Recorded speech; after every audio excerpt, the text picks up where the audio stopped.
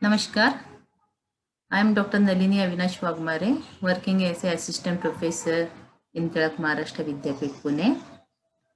Today's our topic is history relation with other social sciences. Uh, uh, what is the history? It is very necessary to know us. So the meaning of history is the origin of the word history can be traced back to the Greek word historia, meaning inquiry, research, or knowledge obtained as a result of inquiry, and Herodotus was the father of history. So history is also study of past events in a systematic way. Is history a relation with other social science or not, or how much it is important to us to understand this one? So that's why today our topic is history relation with other social sciences and its auxiliary sciences. So history relation with many more social sciences history relation with political science, sociology, economics, geography, literature, philosophy. Then now directly we go to the how history relation with the geography. Geography and history bears a very close relationship to each other. Geography is the stage on which the drama of history is enacted. Geography is one of the eyes of beautiful maiden history. The other eyes being chronology. So here chronology and geography both are important to write the history.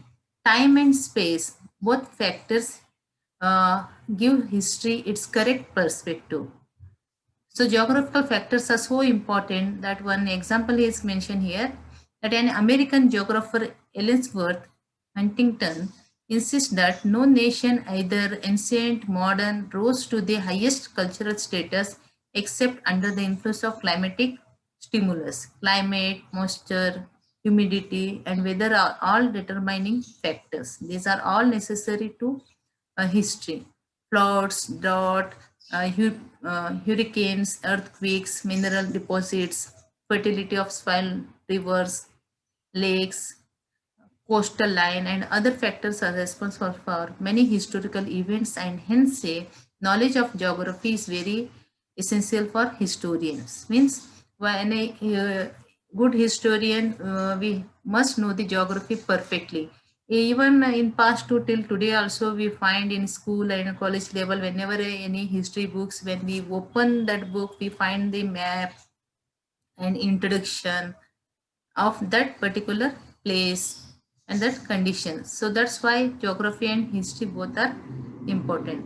So history always geography is a major role while writing the history. Then history and political science. Some scholars given a different opinion how political science relation with the history. Seeley mentioned in his definition that history is past politics and present politics is politics is present history. Means even present politics is future history also actually. So history without political science has no fruit, and political science without history has no root.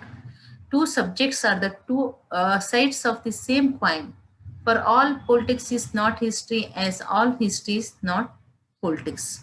So in political science or in political history, what we have to study?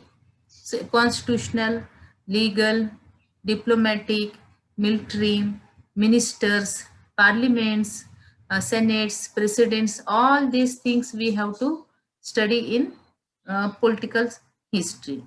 So these all points also comes when we are studying the any king, rulers, his administrative, his ministers, and all things. That time we also study these points in a detailed manner.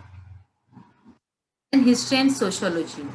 So while we are studying the sociology, which points are covered in sociology? See, in sociology, the sociology deals with the society, customs, manners, habits, dress, amusements, family life, groups, even folklore, festivals, ceremonies, and such other activities which are an essential part of human life. If I take the one example of any period, ancient, medieval, modern, any period, even Indus Valley period, whenever we have to study history of that particular period, along with kings, affairs, administrative system, the time we also study the social life of the people of that particular period, even the position of women, their manners and custom, then food, then other things. So here also sociology also important, and it's both are correlation with each other. Then history and economics. In economics, we study the transportation, communications, consumption, distribution, production, population growth, industry, arts and crafts, trade, business, land revenue, etc.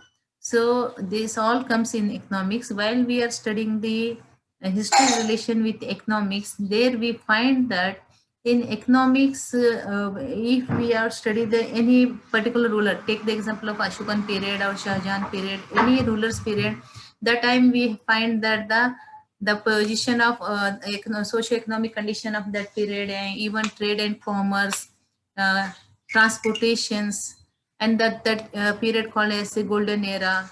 So these all cover the economic points. Even when we study any particular periods, people's life, their agriculture or their economy, position of the persons at that time. That time also these economics points we study at that time.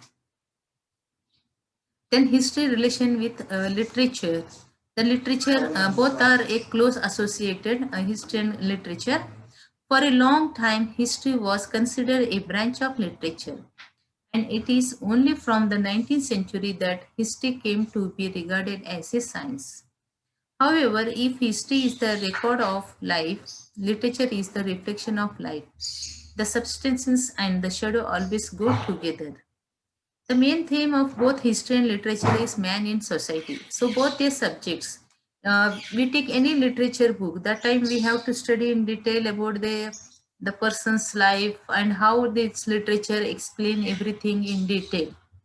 Whereas history deals with the past, literature deals with the present and the future. Autobiography, one of the branch of literature, deals with the past as well. So here it shows that so many written books, novels, autobiographies, biographies, letters, diaries, these all literature give us a lot of information about the history. Then which were the auxiliary sciences which help to write the history? See here auxiliary sciences, under that history is related to several other disciplines and needs their assistance just as it is helpful to a number of other disciplines. A historian must use the results achieved by workers in other fields of human knowledge. They are called ancillary disciplines or auxiliary sciences such as philosophy, chronology, paleography, graphology, sigillography, diplomacy, epigraphy, numismatics, and archaeology. Auxiliary sciences are departments of knowledge in their own right, and history makes use of them, and hence they become allies of history. So here the every subject had its own domain, its own characters, and then history take its help and explain more in a correct systematic manner. So these are some branches which help the history to write in a detailed manner. Under that, first we have to study chronology. So chronology, that era, year, which help us to write history in a correct and detailed manner. So this chronology, which help us to fix the time, determines the very framework of the narrative. The time elements is central to the concept of history, without which its real perspective would be lost. If I take the history, any history book, example, if I take the ancient India, if I ask the chronology of that period, if I mention mistakenly 17th century or 20th century, so whole era is wrong one. So chronology is 1, 2, 3, 4 up to the centuries, even time frame for ancient, medieval, modern, prehistory, postmodern history. Though, so this is the major part. The chronology play a major role in history. Without chronology, if I explain everything, there is no history. It's only fiction. No one considers it is as a history. So here also chronology play a major role. Then paleography is the systematic study of old handwriting. The way in which men shaped the letters of the alphabets has varied from to period and from region to region. Paleographers describe the evaluation of each letter in time and in space. Paleographer cannot only read old manuscripts or inscriptions, but also dated them, and he can tell us the history of these characters and how they have changed over a period.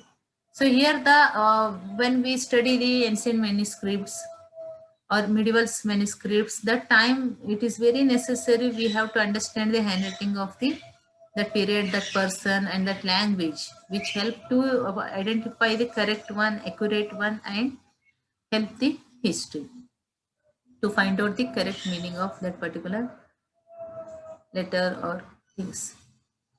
Then graphology is the science of estimating the character of a person by studying his handwriting.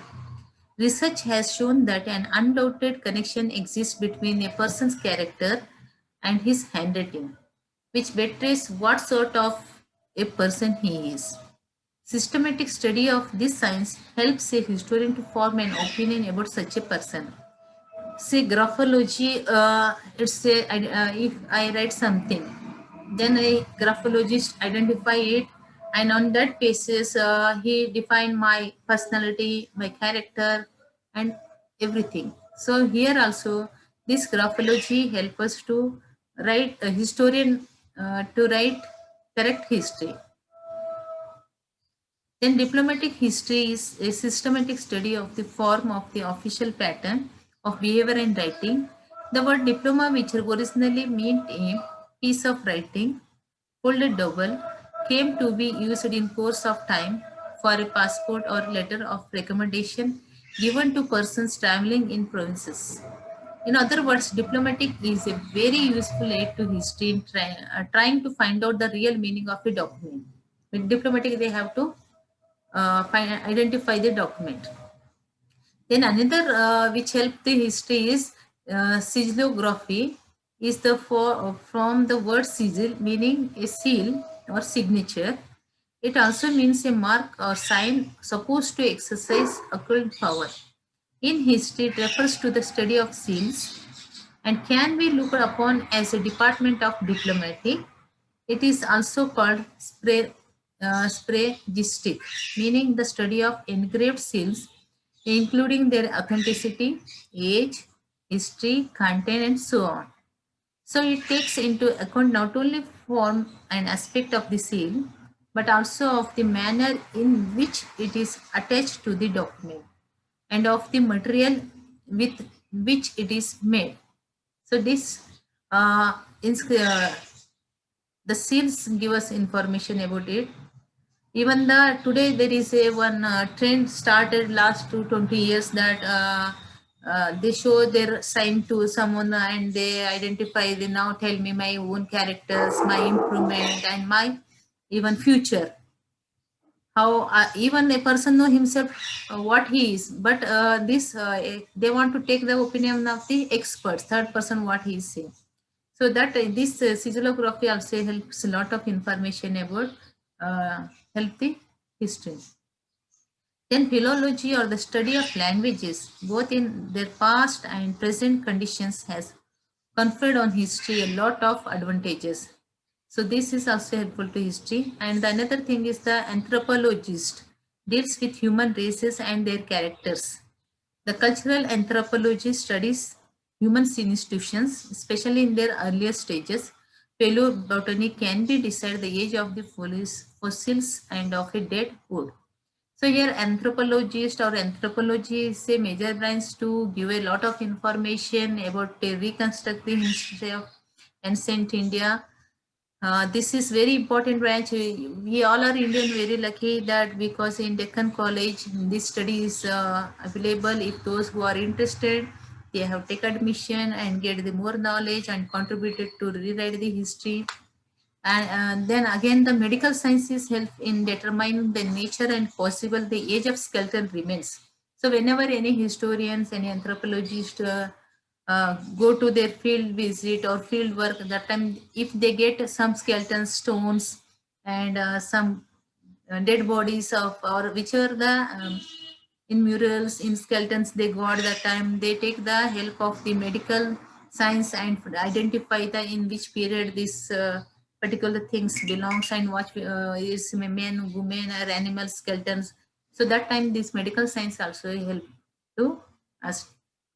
Even the natural sciences can be extremely useful in writing research as they give a historian an insight into evolutionary process. So these even natural science, even biology, chemistry, physics, even mathematics also nowadays very important to as a add to help the history writing.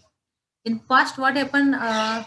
Past events only recorded, myth and reality also there, fact and fictions also there. Now in this century we not only study history as it is written.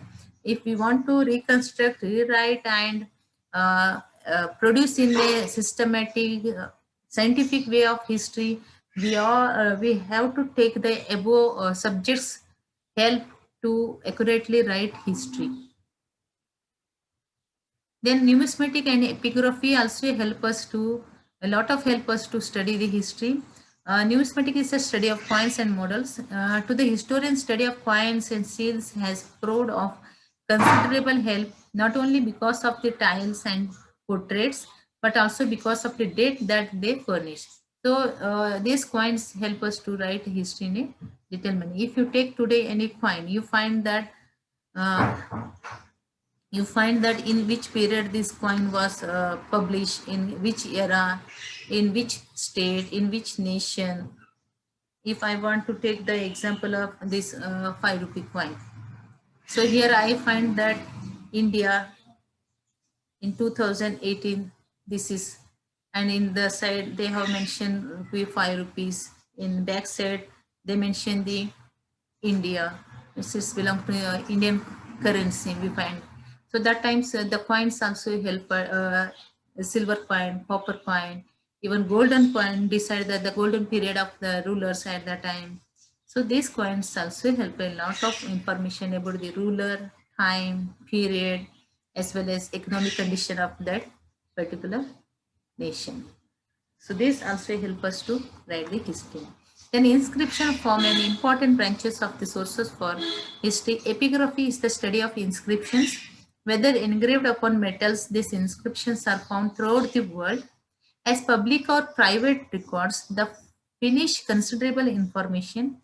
They belong to different categories. Some of them are commemorate for they were recorded with a view to celebrating victories. In epigraphic, they have mentioned that one. Then at last, the cultural history. So some branches of history are there. Under that, this cultural history is also important while studying. How culture also helpful to write the history. The way of life of people, history and its tradition study considered as a cultural history. Under that comes the customs, ideas, beliefs, etc. of a particular society and country, etc. Indian culture have a special features, but here I mention only 2-3 points. What in Indian culture we have to study? It's a longevity. Indian culture has a long history and continuous history. It extends over 5,000 years back. The spirit of tolerance find in Indian culture was primarily and fundamental religious. Hindu religion believed in universal tolerance and accepted all the religions as true. Indian culture is comprehensive and suits the needs of everyone irrespective of caste, race, creed, color, and sex. Live and let live is the policy. Geo or Gene do is the main policy of the Indian culture. Its harmony with nature. Indian culture based on the deeper understanding of man and the universe.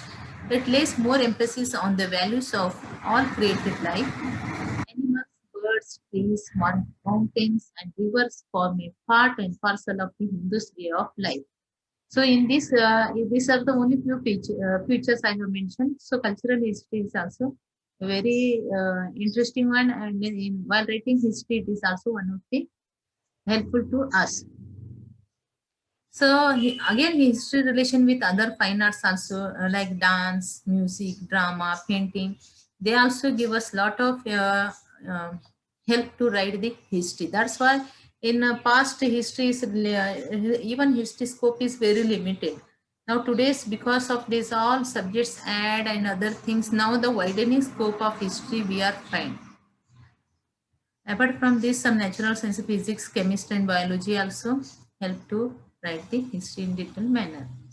The applied sciences are also there, like history and statistics, climatology, anthropology. The statistic also, while we study the population history, that time this is also important. Climate change, that is also important. Then anthropology, already I have mentioned that.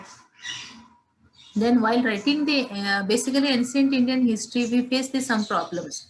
Like a few problems I have mentioned here. Difficulty identification of names. In ancient time, some rulers' names are repeated one. That is confusing us. Non-availability of research material at that time. So many books are there, but research point of view, that is not today not available one.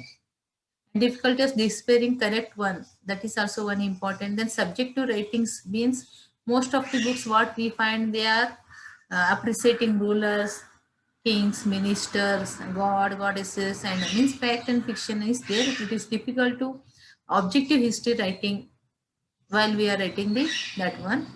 Because scattered data is not in one place. While we are writing here, we have to search data from your native place to other states, other places, in even some foreign countries also we have to visit to write the history.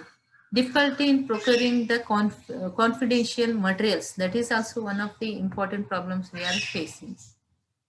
So history relations with other sciences and its importance is that apart from the above, a number of elite disciplines already discussed, such as political science, sociology, economics, geography, and literature, are extremely helpful to history. Philosophy is so dominant in history that we have devoted an entire chapter to it. History thus requires the help of several disciplines in order to understand its full significance. The knowledge of psychology, philology, logic, religion, morals, myths, language, literature, and several sciences would go a long way in making history meaningful and useful. So here we have studied the how history relation with the social sciences in brief. Today, while we are studying history, we have to take the help of the other branches, other auxiliary sciences subjects, and make history in a successful, in a systematic manner. So thank you very much for listening my lecture. Thank you.